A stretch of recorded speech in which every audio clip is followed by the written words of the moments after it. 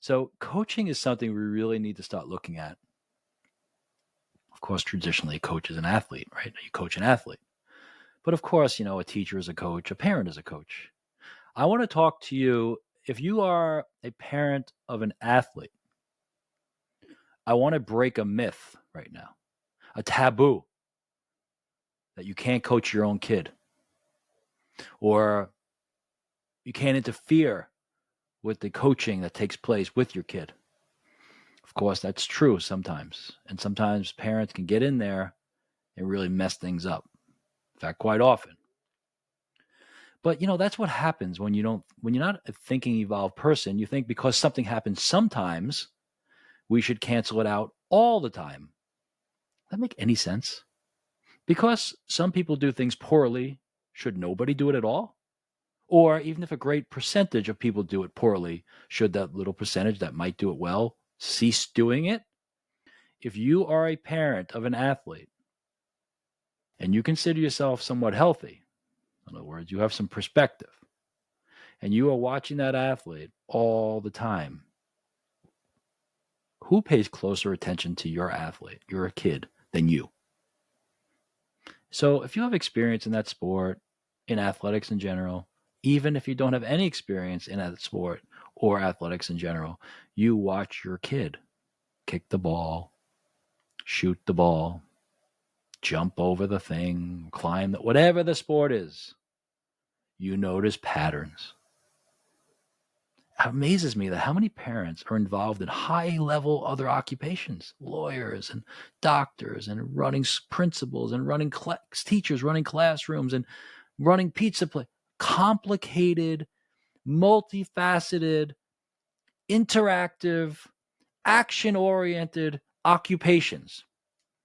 But I don't know anything about football. Of course you know something about football. You have two eyes and you watch and you notice patterns. If you don't know something about football and you've been watching your son's football games for 3 years, you're an idiot. If you worked at a pizza place for 3 years, you'd know about pizza. If you sat in a pizza place and just ate pizza for 3 years, you'd know something about running a pizza place because you're a human being and you have observation. If your child's in a sport, you know how to help them. And sometimes you know more than the coach. So what do? You intercede. You do what's best for your child. I remember we had a decision to make. And we're kind of loyal people. We don't like to make changes. We like to stay with one situation for a long time. And we were thinking about making this change. And somebody said to me, stop all this thinking and talking. What's the best opportunity for your child? Period. That's what you do. Assuming, of course, it's healthy and the options are good and it's not it's within bounds of financial reality. Everything else falls aside. Opportunity for your child.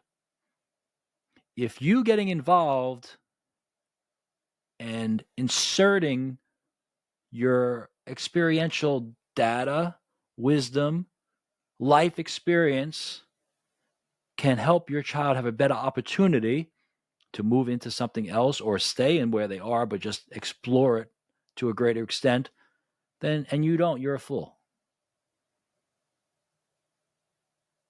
Okay? I'm a fool. We do this in society all the time. It could be politics. It could be financial. It could be marriage. It could be a relationship where we don't speak into the situation. I'm not saying you have to butt in. But if it's your child, it's never a butt in. You should butt in. In fact, you could replace the word parent with butt in. You're a butt inner.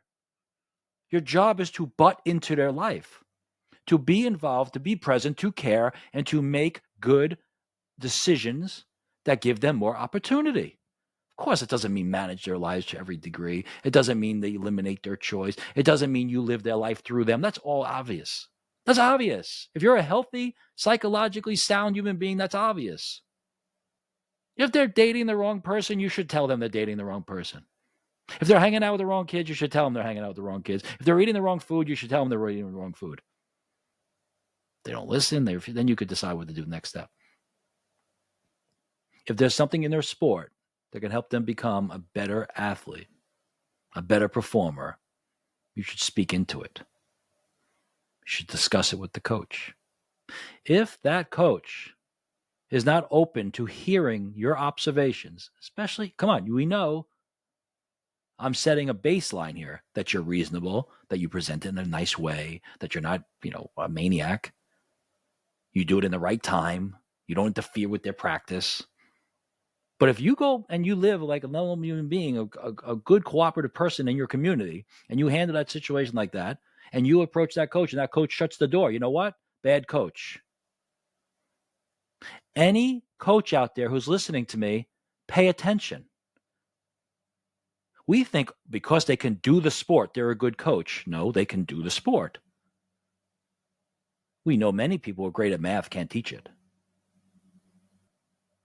It's like counselors who are telling other people how to live their life when they're divorced and they haven't spoken to their kids in 12 years. I'm not saying they can't give a good advice.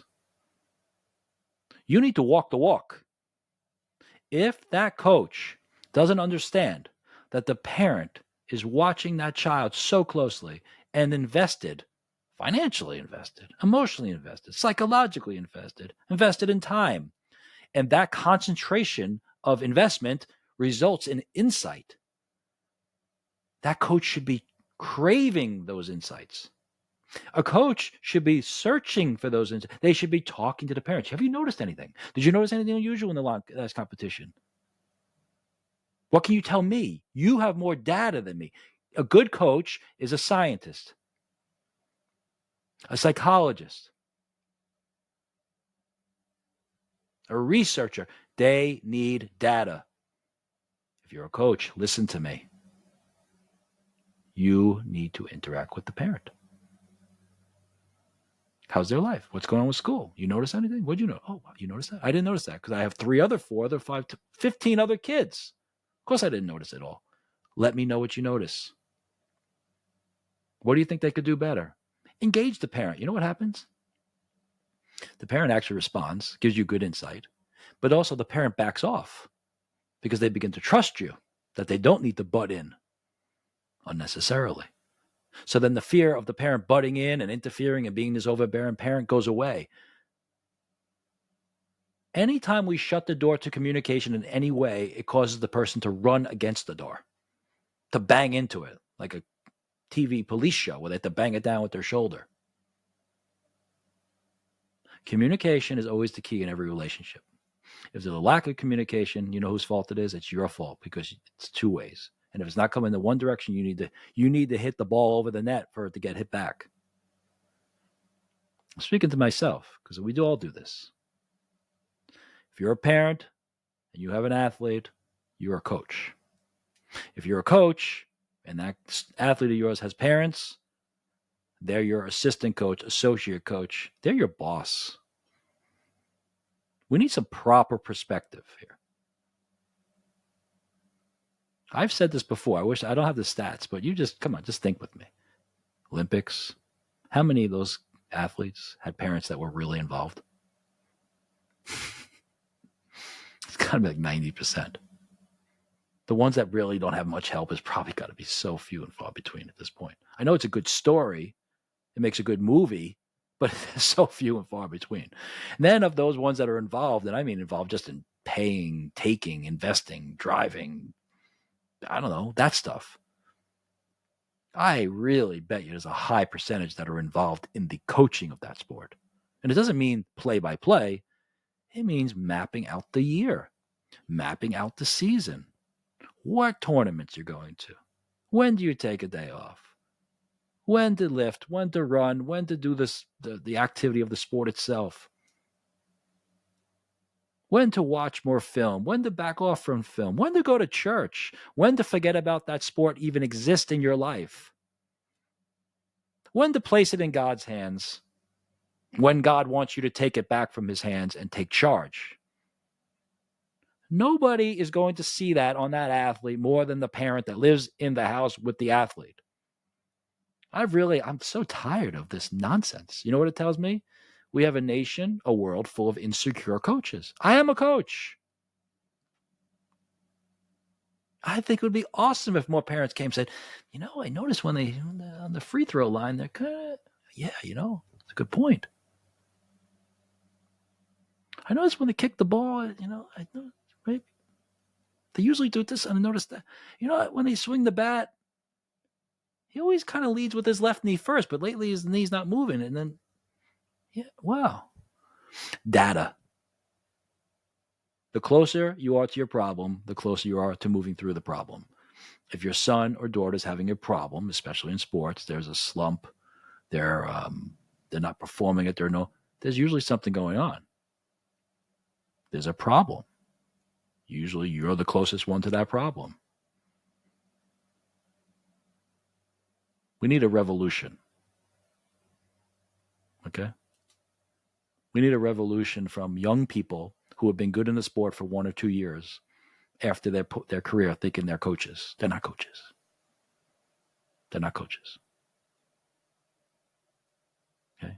A coach is a whole nother level. It's like being a pastor. It's like being a professor. You have to have something to profess. You have to have life. I've never been married before, but I think I should become a marriage counselor. I'm not so sure. Doesn't mean you can't have good insight into marriage. But there should be some humility. If that certificate or whatever it is that gives you that coach, pastor, counselor, professor doesn't come with experience of the human adventure, the pain, the suffering, the mistakes, the victories, the losses, that title is worth less than the paper it's written on. And these days, it's not even paper. It's worth less than the email, the electronic data of that email certificate that was sent to you. I don't know who this is for. I guess it's for me, like always. Self-absorbed, egotistical. I'm having fun, though. Makes me feel better. Plus, if I wear my glasses, I'm taken a lot more seriously. All right. Parents, be coaches to your kids. Coaches, let parents into the equation. Kids, be obedient to both. We need some damn obedience from these kids. Nothing wrong with saying, yes, sir. Yes, ma'am. Picking up your socks. It's the little things. Say hello to people. How about that one, man? How about get your eyes off your phone and say, hello, Mr. Smith, how are you? And reach out your hand to shake his hand. How about waiting for eye contact from a fellow teammate's parent so you can wave hello? I love that. I know some kids that do that, and I love it. I see them looking at me, waiting for eye contact so they can initiate the hello. You say, what does that have to do with sports? It has everything to do with sports. It's about being a winner. Hiding behind your phone, not communicating, not dealing with the younger athletes, thinking you're better. Guess what? I got news for you, kid. If you think you're that good, you're not. That's not what a winner is. And I'm not trying to excuse that you don't take the top of the podium. I'm talking about the top of the podium is almost always that.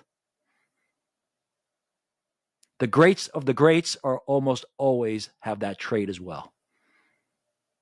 Find me a great of a great who doesn't say hello to people. Who isn't a natural leader, who doesn't take time for younger players. So I'm not trying to excuse this for those who don't succeed in terms of the stats. No. The stats are a byproduct of a fully developed human being who sees that athletic pursuit as a dimension of them, of themselves. One dimension. I always say, studying poetry will make you a better athlete. Studying history will make you a better athlete. Praying will make you a better athlete. I don't think we should do those things to become bad athletes. That would be kind of like, yeah. But the full evolved person, the multidimensional person, is the greatest athlete. All right. That's all I got for today. I'll see you later.